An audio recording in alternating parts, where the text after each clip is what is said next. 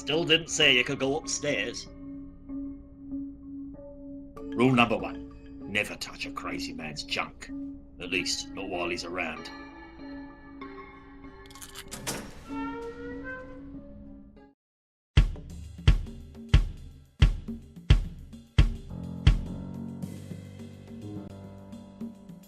I'll pay you to never drum again. You want me to play you the drum again? Cool up, Bula. Oh, good. What have I done? May I borrow your drumstick a moment? Fancy a go? No, I'm going to shove it into my ear for some sweet relief. Ever thought... I took lessons from... You make much money doing this? I'm saving up for knee cymbals. Why don't you toss me a penny? Why don't I toss you in the river instead? Move up. I can't combine those things.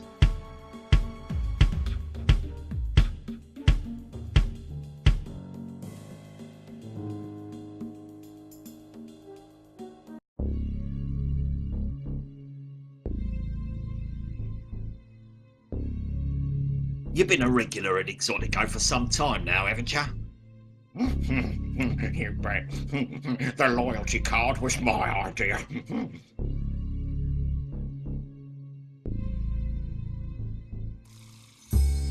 Got any dirt on Filthy Rich? Let me tell you something. Filthy Rich is nothing but a nickname. What do you mean? I've never heard the man do a dirty deal. He's cleaner than the Pope's internet history.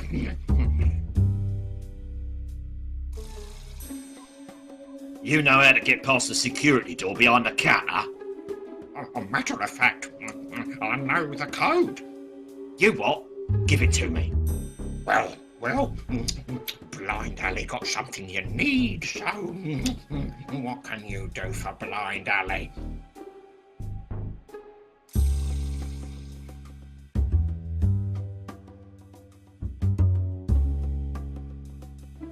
Oh, I suppose you got something in mind already.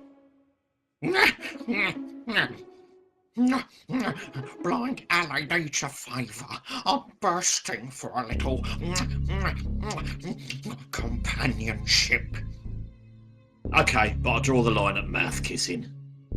Not you! Hell, Hector, even I have limits. Thank God. Look, just get me something from inside. Something tangible. Tangible? What, like one of those orange smelly soaps? Come on, Hector. Get me something a man like me can really appreciate, if you know what I mean. Oh, the things I do in the name of justice. Here you go, Ali. Something tactile, as promised. What, lube? Oh, you're joshing. I've already got a whole bum bag full of the stuff. Oh.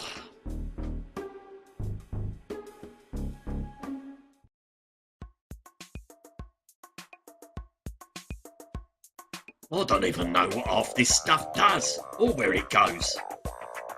I don't even know what half this stuff does, or where it goes. Your finest sex doll, please. Money is no object. You be after the ménage à moi. She don't come cheap. Put it on me tab. She don't come free either. How much for the ménage à moi? More than your police salary and your entire collection of bits and pieces monthly. That much, huh? She's out of your league, friend. What about a pre-loved ménage à moi? None in stock at the moment. Second-hand love dolls move surprisingly fast. Some men like a lady with a bit of experience. No argumente with the full satisfaction of your money back guarantee, eh? I see the usual array of slack-jawed cob jockeys glued to the old toss box there. My troopers, then. Ha, first one's in, the last one's out. Where would I be without my loyal punters? Beef Mart. What's on the TV today? Murder Most Moist 11. A classic. The boys seem to be enjoying it, eh? Can't tear him away, can you? You should have seen him chuck a wobbly when the VCR cut out during shaving Ryan's privates. Stand aside while I go through your office, What for? so I can find something to shut you down with. No chance, Hector. You'll find more shady dealings down in the local parish than here. I'll be all over this place like white on a lactating polar bear. You know, a man from the council came to shut me down once. Ended up giving me a certificate of excellence. You're joking. Left with a year's subscription to 40 Fat and Filthy and the Ladies' Choice multipack for the wife. You're going down, Rich. You've got nothing on me. The only way you'll shut this place down is if you shake it to the ground. Is that a challenge? The key to strong business is in your foundations. Porn is here to stay, baby. Just loitering, thanks. Hey guys, what you watching?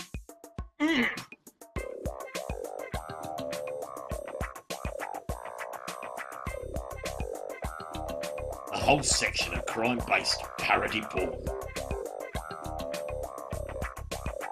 It's some kind of security panel for the staff door. What's he hiding back there?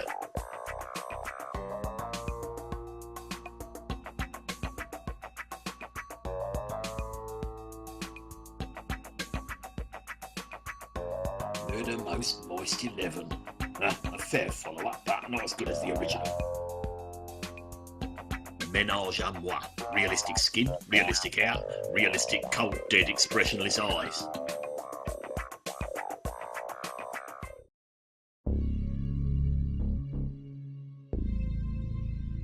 Eotico. Sounds like an internet company that couldn't get the earl it wanted. Eotico. Sounds like an internet company that couldn't get the earl it wanted.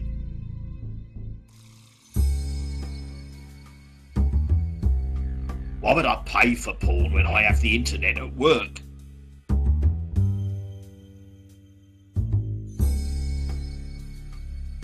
I need that door code. Oh, and I need something tactile. Oh, please stop making that sound. Give me that door code or I'll throttle you with your own bum bag. Now, officer, you wouldn't beat 7 shades out of a blind man in the middle of the night in full view of all these people. Ali, it's broad daylight and the street is deserted. Oh, not again. Apparently, yesterday I spent 2 hours shouting money for porn outside the local play group. I need that door code. Oh, See you around. don't rub it in.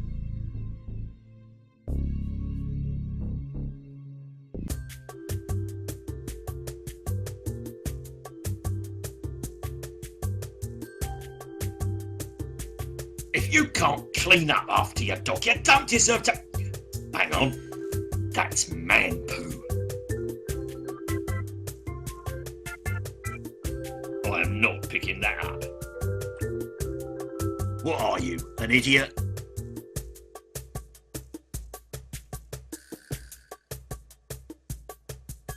Cottage Park. Sounds quaint. Want to know more? Look in my pamphlet. A trifold of useless civic information. Cottage Park, the forgotten story. This site was once the estate of Sir William McNutley, Duke of Shaftesbury. McNutley, or Wee Willie as he was informally known, was famed for his lavish gentlemen's dinner parties and tea dances. He was also self-diagnosed with a form of bowel irritability which required frequent visits to the outdoor lavatory accompanied by one of his footmen. In fact, so much of his time was spent in the loo, sometimes hours at a time, that he had it renovated to resemble a small cottage. In his latter years, his condition forced him to relocate the gentlemen's parties to the cottage, thus coining the popular trend of cottaging. McNutley eventually died of syphilis, chlamydia, gonorrhea, adenoviridae, scabies and chancroid. And that, as the kids say these days, was too much information. Silly kids, there's no such thing.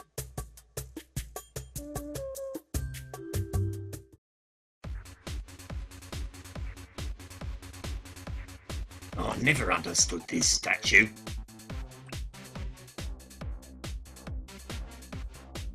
Clapper's Triumph, the founding of Clapper's Reek.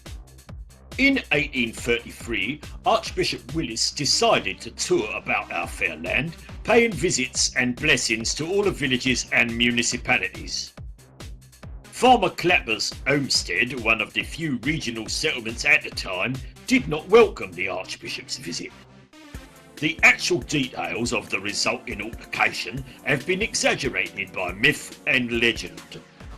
In the end, the Archbishop was carried off with 2 broken arms, see Broken Arms pub, while Farmer Clapper and the land on which he stood was forever excommunicated from the church. And thus, Clapper's Reek became a town.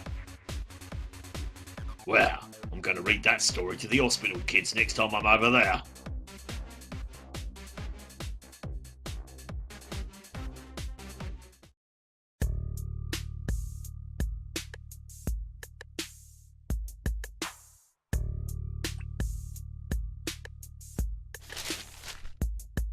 Defecation, a brief history. Long before the toilet was a fundamental household appliance, people would throw excreta from their houses onto the roads below. Nowadays, due to the recent passing of a town bylaw, this may only be done on Tuesdays and Thursdays. When these toilets were opened, they were the height of flushing technology in all of Europe. Today you'd be lucky if the lock works. On closer inspection of the brickwork, you can still see the nation's earliest account of public toilet propositioning. For promised joy, call ye preventh herefore want of importuning. Since this discovery, the Preservation Society requested that the toilets are not to be cleaned under any circumstances. For more amazing facts on defecation, why not visit the Clapper's Reek Museum of Toilets? Fascinating. Well, those things together, not bloody lightly. Nah, can't be arsed.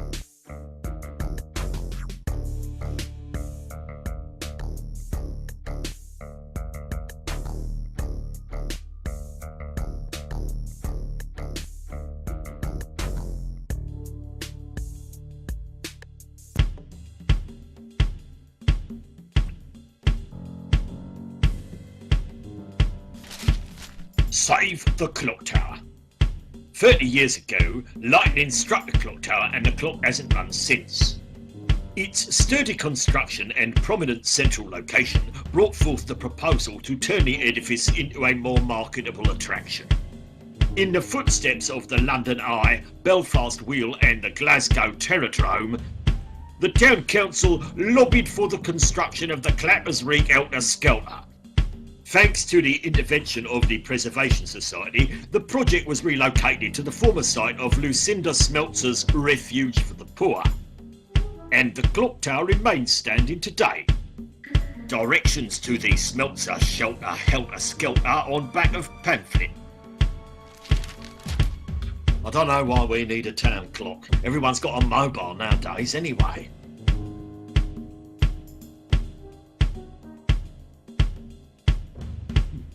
be lucrative if he had any real talent.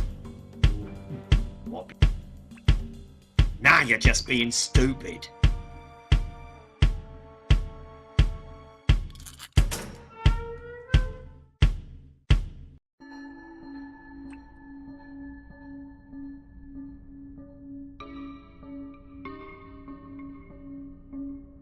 Nah, can't be asked.